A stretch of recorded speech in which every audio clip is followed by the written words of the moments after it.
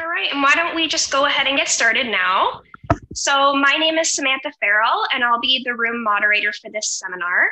I'm a member of our Leadership Summit Planning Committee, and I'm also a lifelong Niagara Region resident, and I'm an HR assistant at the YWCA Hamilton.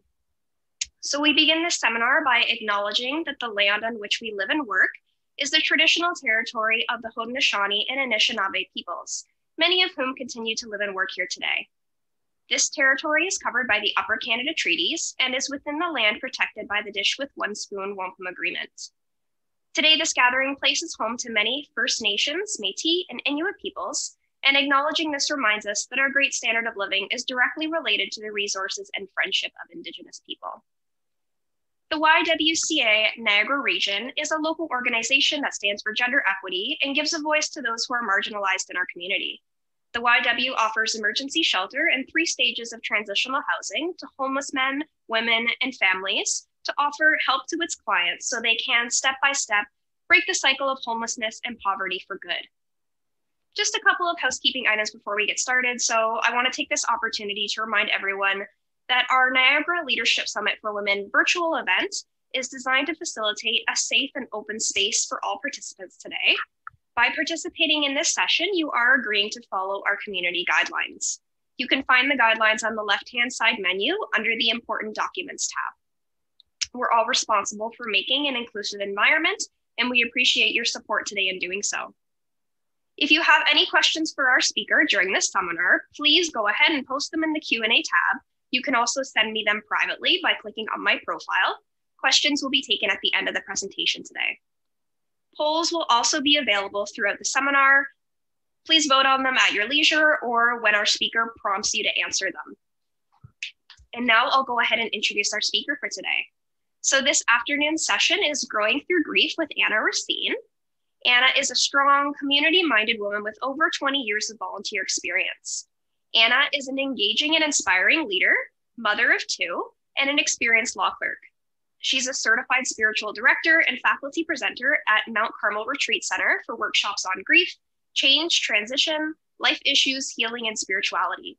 She also has the role of facilitator for grief and divorce support groups through Hospice Niagara and the Diocese of St. Catharines. Anna has helped so many people within her community through her life struggles and healing journey. Anna provides hope for others and inspires healing and growing from life's difficulties. Thank you so much, Anna, for joining us today. We're so happy to have you here, and to our attendees as well.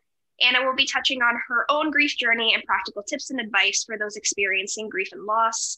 As this may be a difficult or heavy topic for some people, please just remember to take care of yourself during and after this seminar today and reach out for support if needed. And to our attendees, don't forget to share your experience and learnings today on social media, and don't forget to tag our fantastic speaker, Anna. So I'll go ahead now and turn it over to you, Anna. Thank you, Samantha. I'd like to welcome everyone today. Thank you for the opportunity to be with you this afternoon. And I'm very excited to share the story of how I rise by growing through my grief to empower others on their grief journey to become wounded healers. So as Samantha mentioned, we're going to have some poll questions, and we're going to start with our first poll question. The title of my seminar is Growing Through Grief. First question is, what does the title Growing Through Grief mean to you?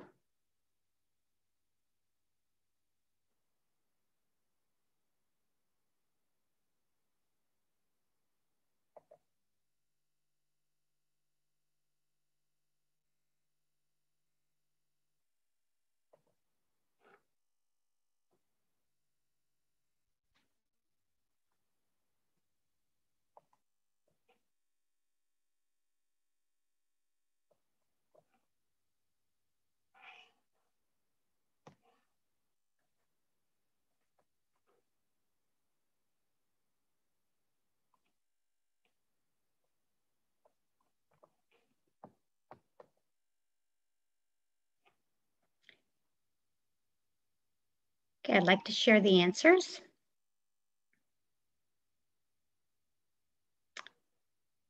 Grieving takes time.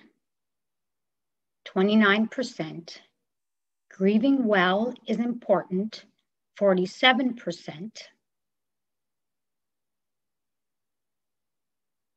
And grief can provide hope, 22%. Thank you, everyone, for sharing.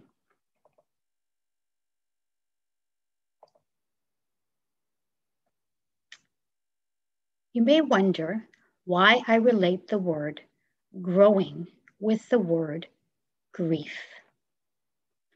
I'm going to share with you a slide which will explain the meaning of growing and the meaning of grief.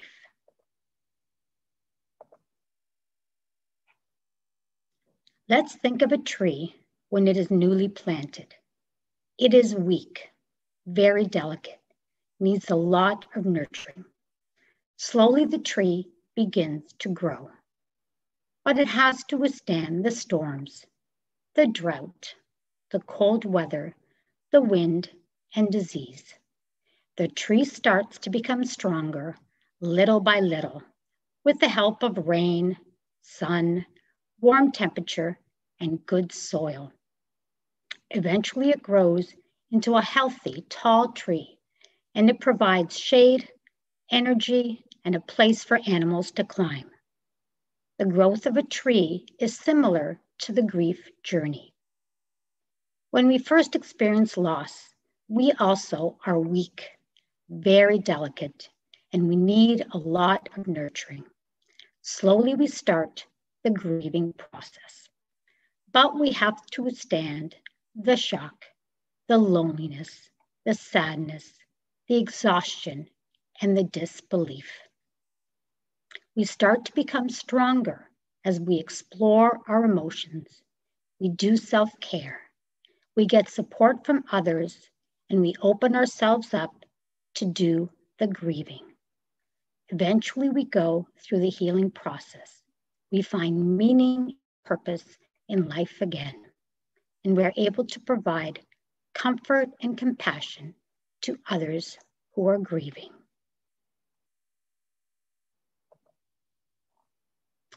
This analogy describes my grief path, which I will share with you today. I have experienced many losses in my life, the most significant of which were infertility, the death of my parents, the loss of my marriage, and significant family illnesses. During these times, I felt like I was on a roller coaster, and I just wanted to get off. Part of the reason was because I didn't know how to grieve. My hope today is that you come away with a better understanding of what grief is. I facilitate a grieving workshop, and I give participants a grieving box to take home. So I brought one today, which I will share some of the contents with you. The first content is a snow globe. Now you may wonder, what does a snow globe have to do with grief?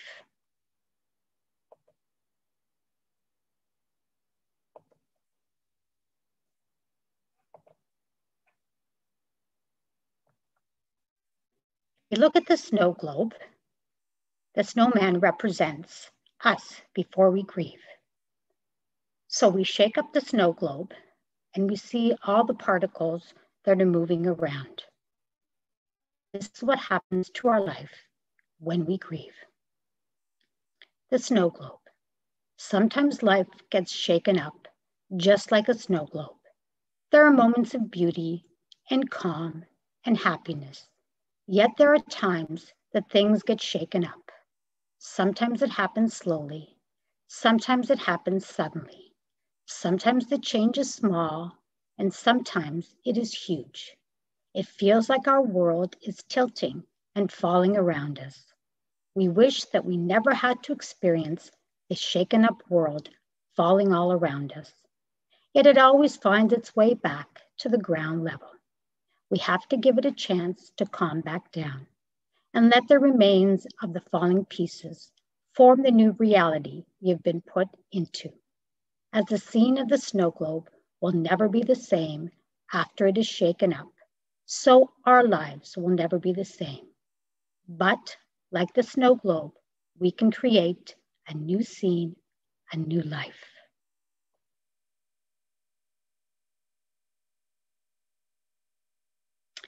My agenda for the presentation today is as follows.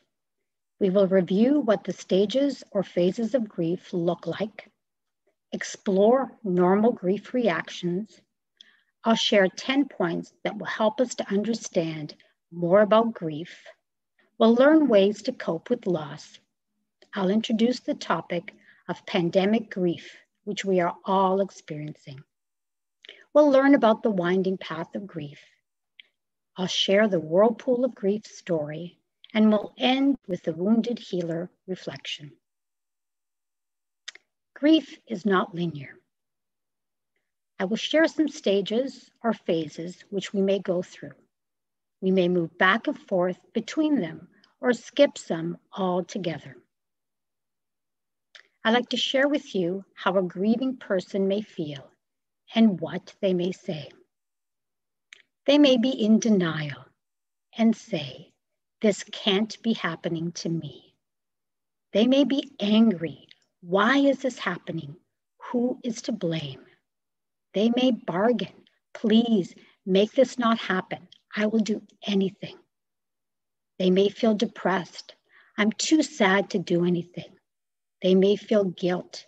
"I regret that I could not prevent this." They may feel fearful. "I'm always worried and anxious." They may be searching. "What is the meaning of my life now?" Eventually, they begin to accept. "I am at peace with what happened." They start to adjust. "I am learning to have a new life." And eventually, they reinvest. "I have hope in my new reality." Grief may look different if we are anticipating the loss. If we are anticipating the loss, we may do some anticipatory grief where we start grieving before the loss happens. Unlike sudden loss, when our grieving starts after the loss occurs. Complicated grief is when we are stuck in grief with no movement forward. And at this point, we need to seek professional advice. So my next poll question is, what is your experience with grief?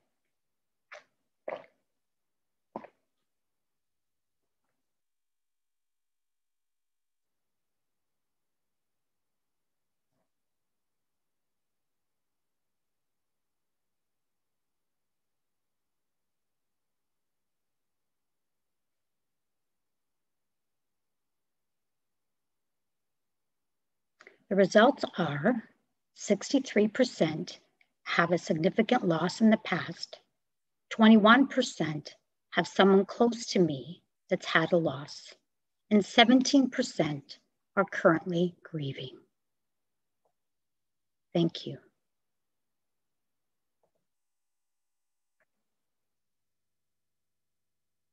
When we grieve, we have some normal grief reactions.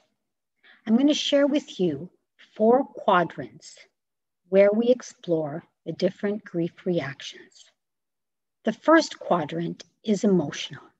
We may feel sad, angry, have guilt, feel inadequate, be hurt, feel relief if our loved one was ill for a long time. We may be lonely, anxious, and fearful. Physically, we may have a hollowness in our stomach, a tightness in our chest or throat, be oversensitive to noise, have a sense of depersonalization, which means you're in a room, you're participating in conversation, but it's almost like you're watching a movie. You may be breathless, have weak muscles, a lack of energy, dry mouth, digestive problems, and vertigo. Cognitively, you may be in disbelief, confusion, preoccupied with the loss, absent-minded, have difficulty making decisions. Behaviorally, you may have sleep disturbances, be crying, have dreams of the other person, appetite disturbances, socially withdraw. You may seek answers.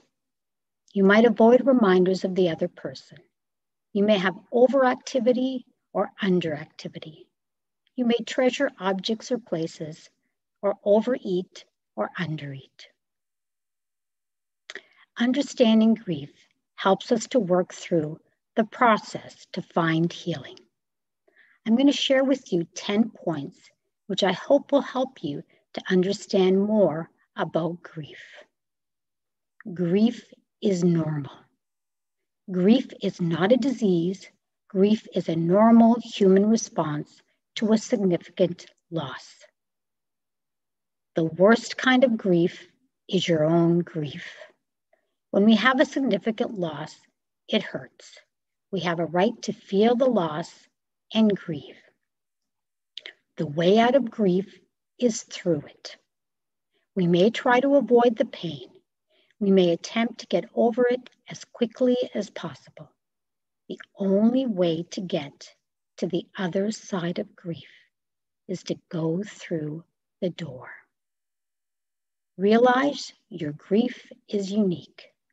Every relationship holds a special and unique significance to us. We need to understand what the relationship brought to our life and what has been lost from our life. Each loss is not the same, and so we grieve differently in each loss, and we grieve differently than others do.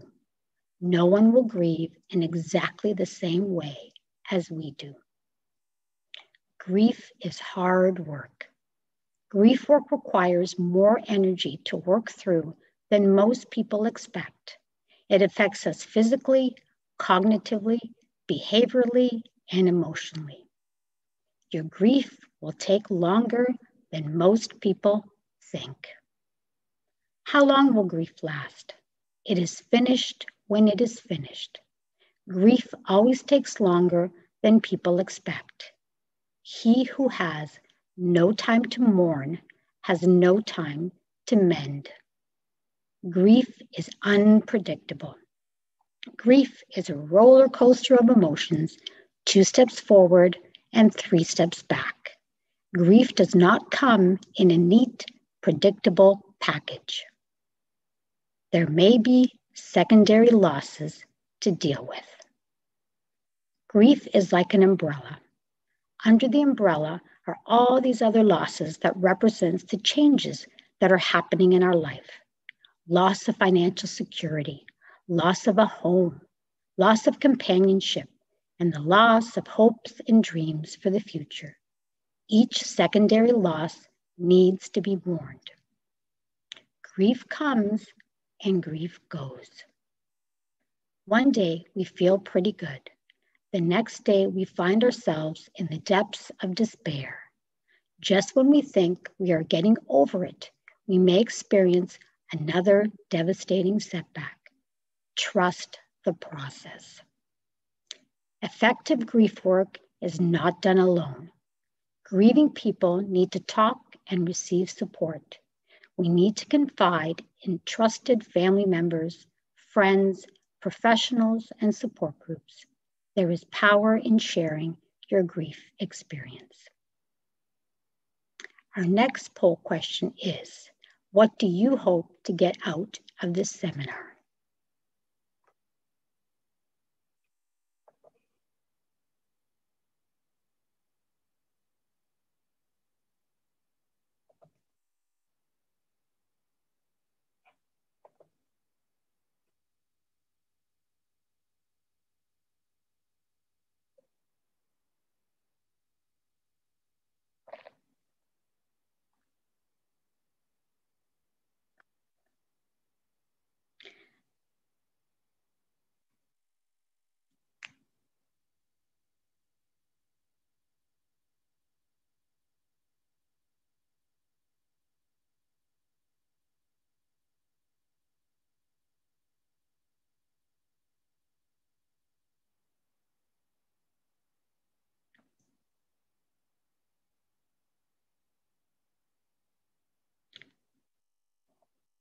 The results are 25% said building my knowledge about grief, 10% coping skills for my own grief journey, 32% how to support others who are grieving, and 36% learning how to be empowered by grief. Thank you.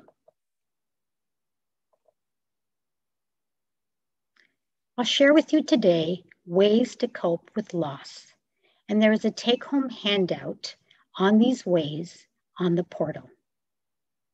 Allow yourselves to experience the pain of loss.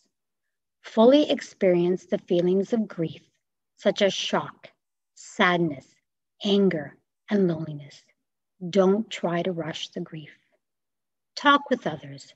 Talking about your loss and your feelings helps to process and release your feelings. Don't do it alone. Find creative outlets. Learn a new hobby or take up an old hobby. Do something that feeds your soul. Respect your feelings. Don't judge yourselves for how you are feeling. Listen to what your grief is telling you.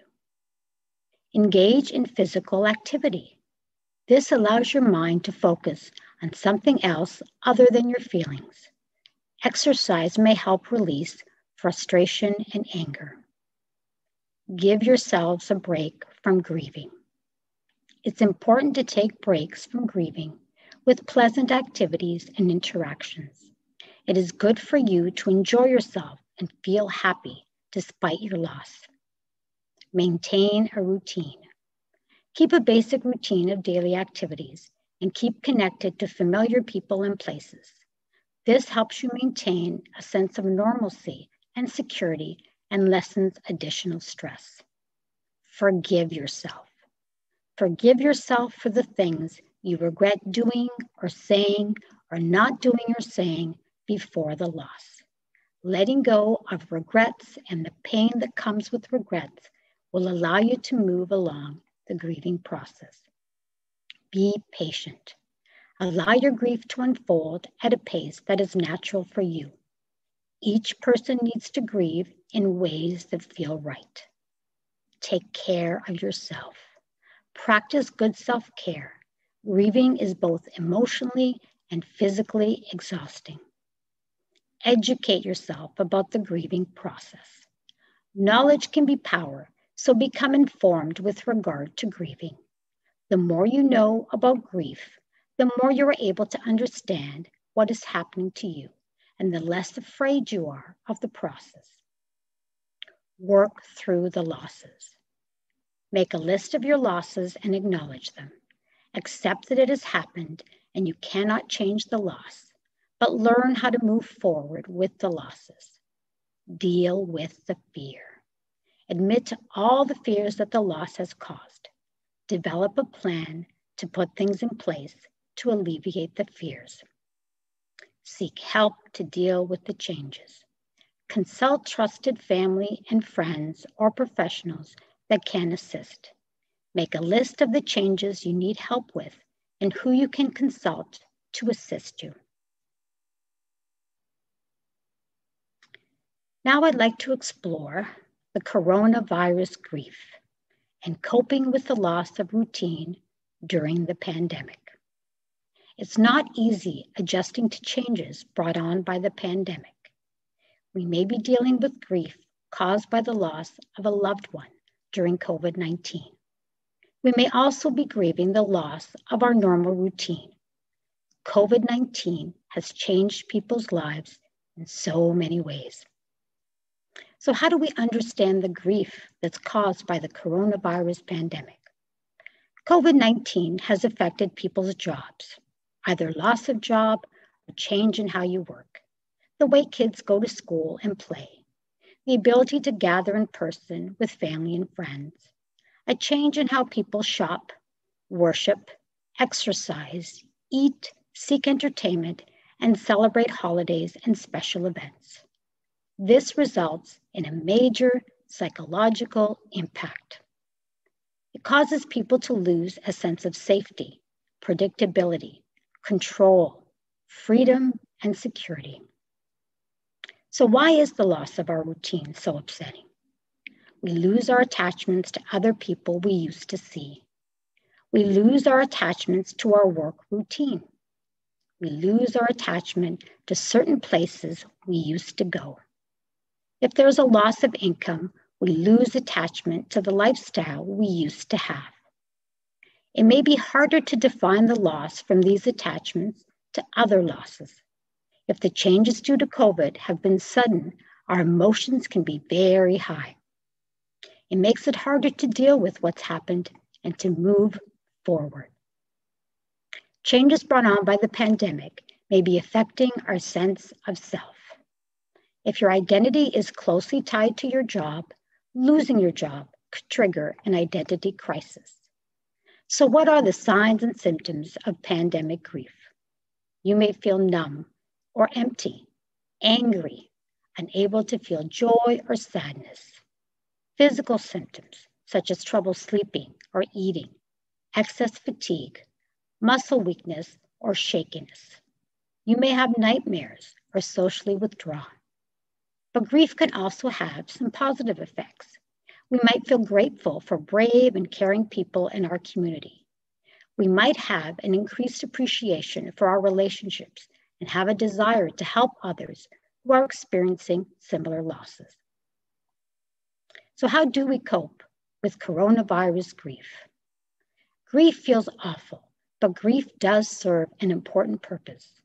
Grief helps you recognize that you've experienced a loss and that you're going to need to adapt. To deal with your grief, pay attention to your feelings.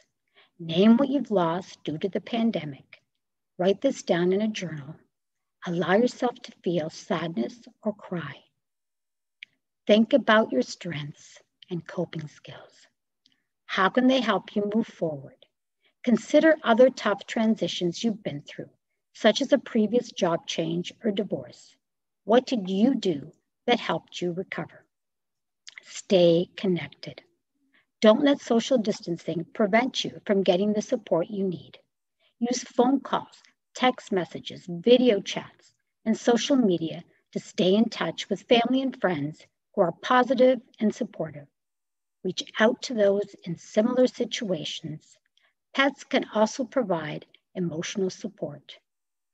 Create an adapted routine. This preserves for us a sense of order and peace, despite how much things may have changed.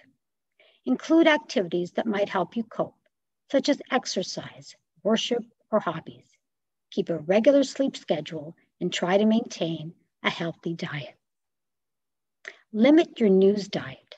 Spending too much time reading or listening to news about the COVID-19 pandemic can cause you to focus heavily on what you've lost, as well as increase anxiety. Remember the journey. If you've had a major loss or ending, just don't think of the ending. Think also of the positive things before that loss and be thankful for the good memories. Take comfort in creativity. Cooking, gardening, making art, or being creative in other ways might help you feel better. In summary, focus on the present and the things you can control. Let go of what you cannot control. Experience the grief emotions. As you adjust to the new normal, your feelings of grief will become lighter. So I'd like to go into my grieving box again, and I'd like to show you my grieving stone. Now, if you look at the stone, each stone is different from every other stone. We are all different in the way we grieve, and our grief journey is very different from each other.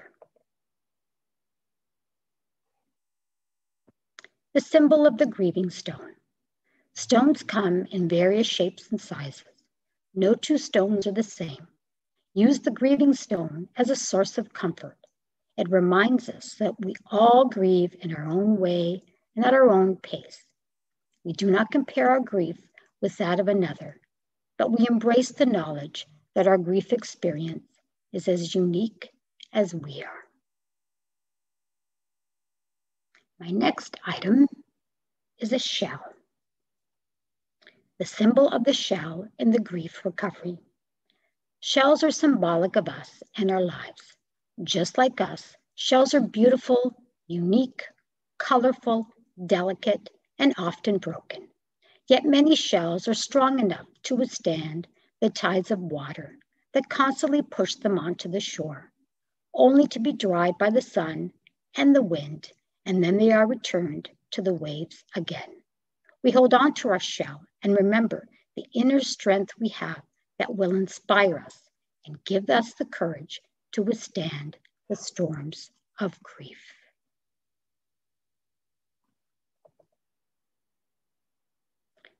Grief is a winding path. Embrace your grief and heal. Reconciling your grief will not happen quickly.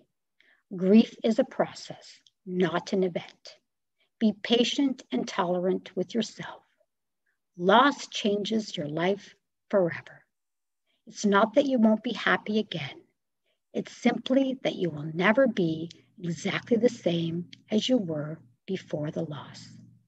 Everyone grieves in their own way and at their own pace.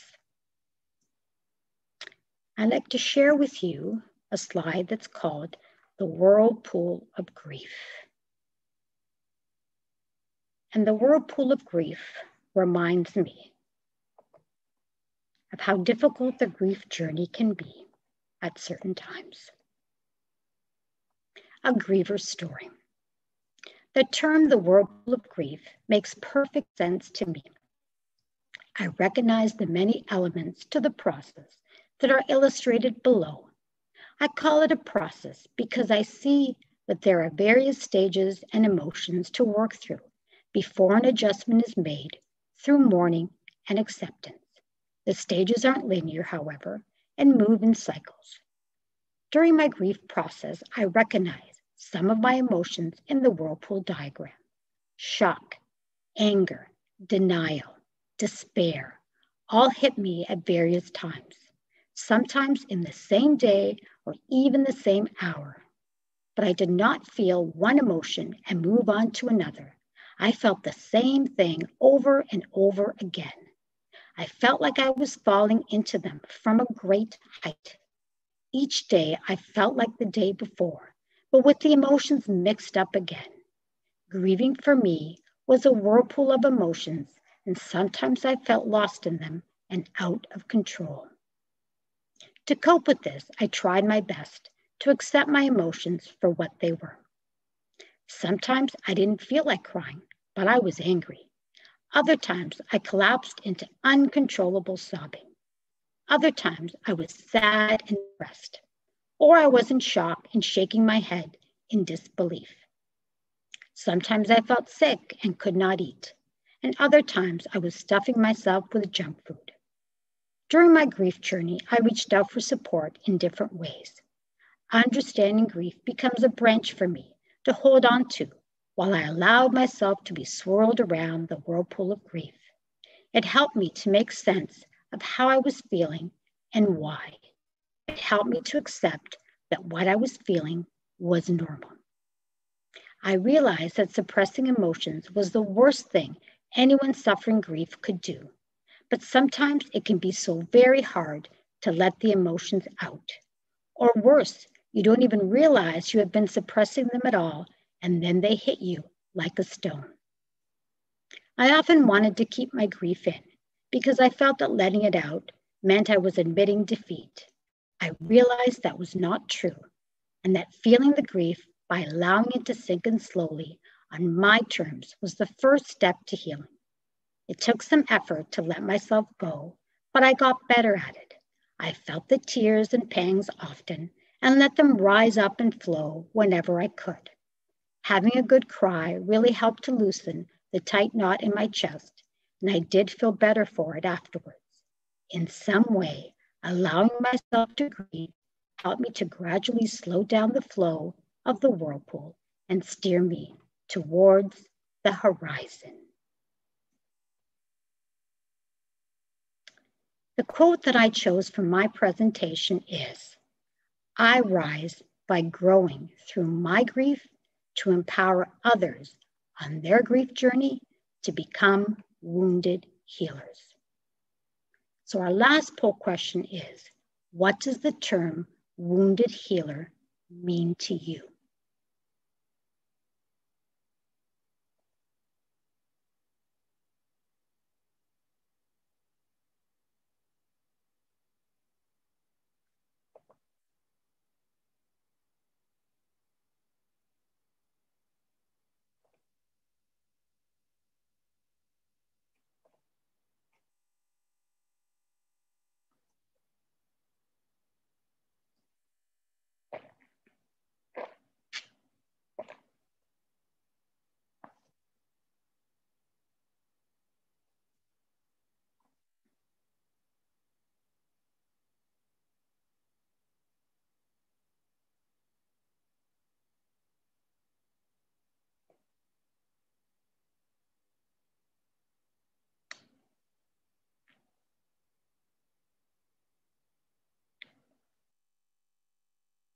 I'd like to share the results of our poll. 24% said our wounds help us to grow. 65% said our own experiences can help others. And 12% said being open to transformation. Thank you for answering the poll. My last item for my grieving box is a light. And this light represents hope and healing for our grief journey.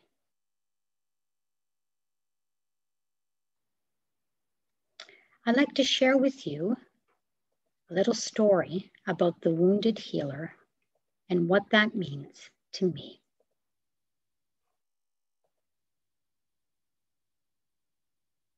As wounded healers, we need to be willing to allow our experience to help others. All of us can be used to heal others who are also traveling a difficult journey to find hope. With every event in our lives, we have a choice. We can either choose to be victims or victors. Regardless of what life brings, we can rise from the ashes. We can seek to be the center of our suffering or the guiding light to others who are also suffering. Often we question, how can we endure another disappointment, heartache, loss, or injury? Suffering leads to growth, and growth leads to wisdom, and wisdom leads to faithful witness. Each one of us has a story. It doesn't matter who we are. We all have a story. We are witnesses whose life experiences are significant and relevant. For through our pain, we become the healing balm for another wounded person, showing them love and compassion. We all possess a given spirit of healing. Ponder this question for a moment.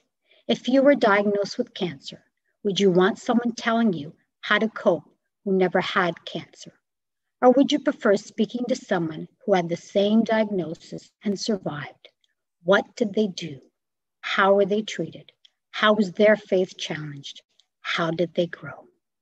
Wouldn't you be encouraged to hear from another person like you about how they persevered and healed, and how their faith was restored, and how it grew more deeply rooted? Thus we become a wounded healer. Henry Nouwen tells us that we are all wounded healers. Every one of us will suffer in this life. Everyone will experience loss. Everyone will feel the sense of accomplishment and the weight of failure and disappointment. How we travel this journey in life has a great deal to do with how we choose to view our purpose. And our purpose is to help one another. What we are able to accomplish on this earth depends in part upon our willingness to allow our wounds to serve as guiding stars for others to follow. And in that mission, allow the light of peace to shine through us. Where can we be that healing light and share our reason for hope? Wounded healers, they are not born and they are not made. They create themselves through conquering adversity, trial and error, and extreme pain and suffering. They conquer fear and find a way to speak their truth even when they are afraid. In doing so, they shine light for others who are lost and feeling alone. And in return, their inner light ignites with renewed purpose, a purpose greater than they ever could have imagined.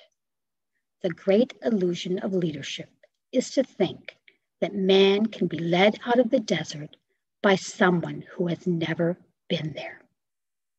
Always be ready to give an explanation to anyone who asks you for a reason for your hope.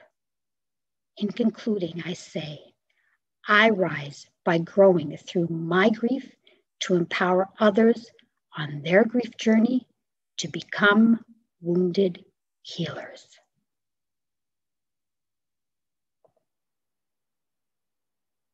Thank you so very much for allowing me to share my grief story with you. I'll turn it over to Samantha now. Thank you so much, Anna, for that insightful presentation and for sharing your thoughts and your experiences. We'll go ahead and answer a few questions that we have today. The first question that we have is, how do you support somebody who's grieving? It's so hard to watch a loved one struggle. You feel so helpless. Yes, it is very difficult. What I have found is talking with the other person is most important. Many people don't want to ask a griever how they're feeling because they're afraid that they're going to start to cry or we're going to upset them. But what a griever needs is they need to talk. They need that support. So just being there to say, if you need to talk, if you need to go for a cup of coffee, if you need to cry, I will be there. If they feel like being silent, even some silent witness, just sitting side by side, just being there for that person is all that they need. But a griever does need support. Absolutely, Anna. Thank you. The next question is, how is grief different depending on your life stage? Grief is very different. Children grieve in a very different way. Their understanding of grief is very minimal. So they are going to go through their own grief journey. But as adults, we all grieve at different stages because we all have different needs. As teenagers, if we lose a parent, we lose the fact that we don't have that person to look after us anymore. We feel lost. We don't know how to manage. As a young adult, the same thing. We may just be starting out on our life's journey. We may lose someone close to us that was very supportive. But at the same time, when we're young, we have hope for the future. So in as much as we grieve, we also look forward to the future and the life we're trying to build. As we get older and we start losing more and more people that are close to us, it becomes harder, especially as we start to retire. We start to have a lot of empty spaces in our life. And the more people we lose, the more losses we have, the job loss, loss of health, loss of where we live. Sometimes it can be more difficult at the end of life. For sure, Anna. I think many of us can think back to situations in our lives when we were younger, when we've had these grief experiences and how we might handle that differently now. So thank you very much. The next question we have is, how do you deal with grief that doesn't seem to go away? Grief that doesn't seem to go away, it's called complicated grief.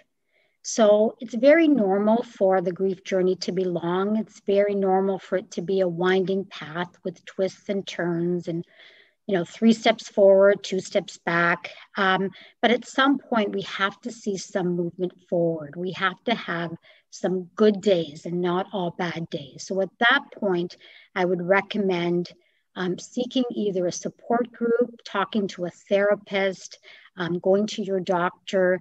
There is something and some reason why you're stuck in that grief. And many times we need help. We need that extra step by a professional.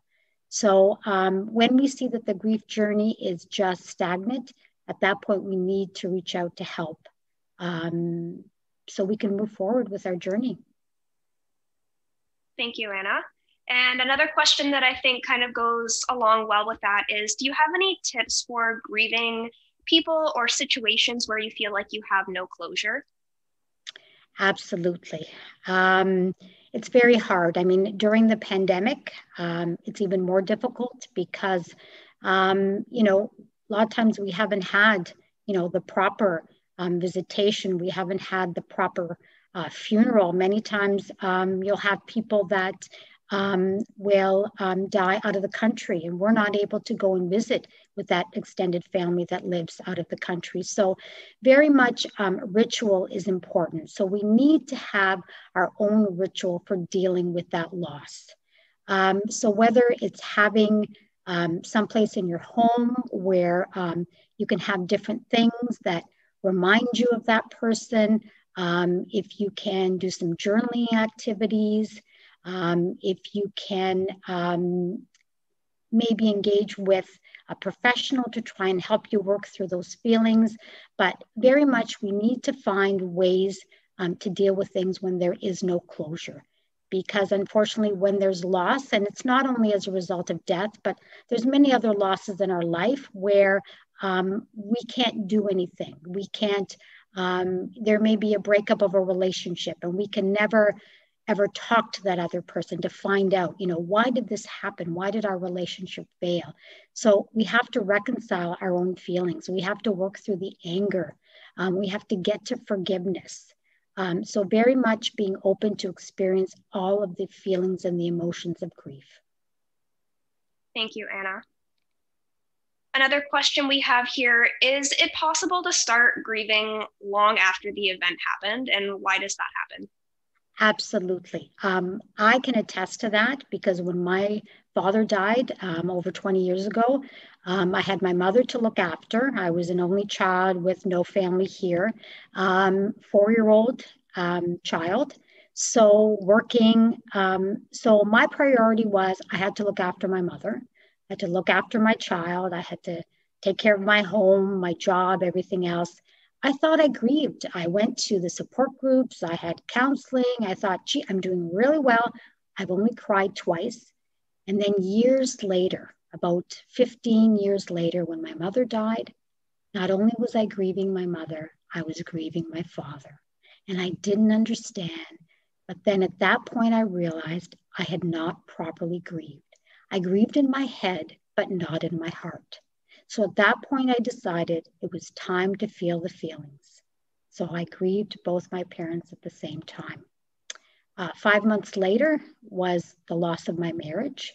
So at that point, I realized there was another loss I had to grieve. It was very difficult, but very much. We have to do the grieving process no matter how difficult it is.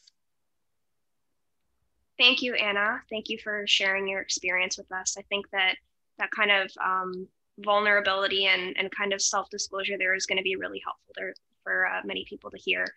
I'll finish off with one last question here. How can I get started helping others with my experiences of grief and trauma?